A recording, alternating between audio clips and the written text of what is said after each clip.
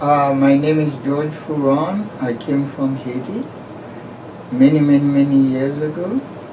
I am an immigrant to this country. So my interest is to see or to study the adaptation process of immigrants of color. Immigrants of color who come mostly from the Caribbean, not from Africa, to the realities of American society. And the reason I became interested in it is because when I first came here, there was some kind of association between the African Americans and the immigrants of color. And I realized, talking to my friends or people I knew, that there was some kind of a reluctance of many of them to be considered African Americans.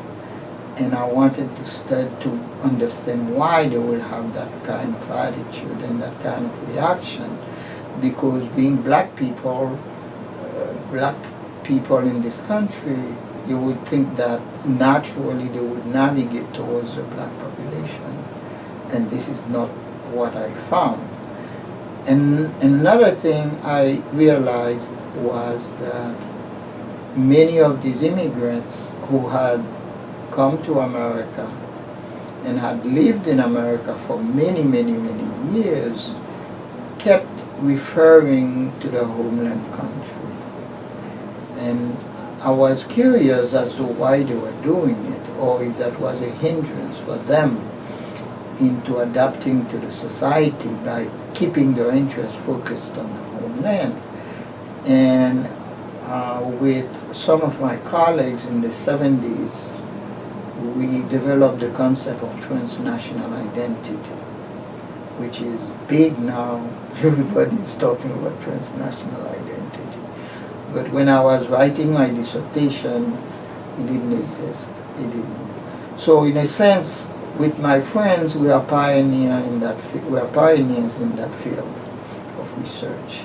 How immigrants can live their lives in more than one societies at the same time. Well, I was educated first in my home country up to the university level in the French system, and I came to America. I studied in the American system, so I experienced multilingualism and multiculturalism personally, because I had to retool myself when I came to this country to learn English and to be able to study in English and to be able to write and publish in English, which is not my native language.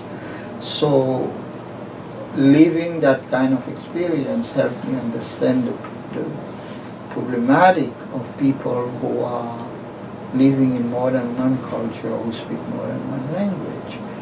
And it is interesting, the other day I was teaching I teach a class to prepare teachers. And one of the students asked me the question, to the extent of which that we should force all immigrants to speak English, because if we allow them to speak their native language, when they are learning English and when they have been here for a relatively long period of time, they'll be confused. And that's not a good thing.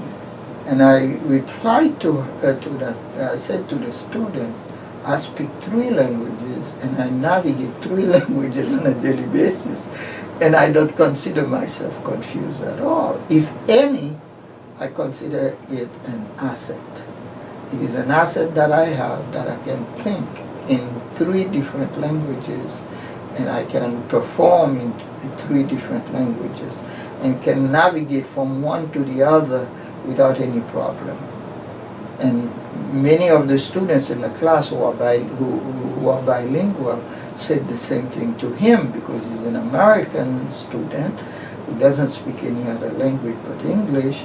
And it seems that he had bought into the ideology that a person can only speak one language.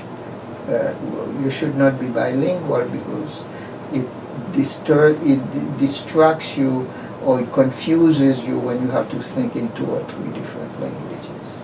It does relate to the work because I enlighten my students about multiculturalism, multilingualism, also the benefits that these approaches, these attitudes have not only for the individuals themselves but for the society at large. So in all my courses I emphasize the point of multilingualism and multiculturalism.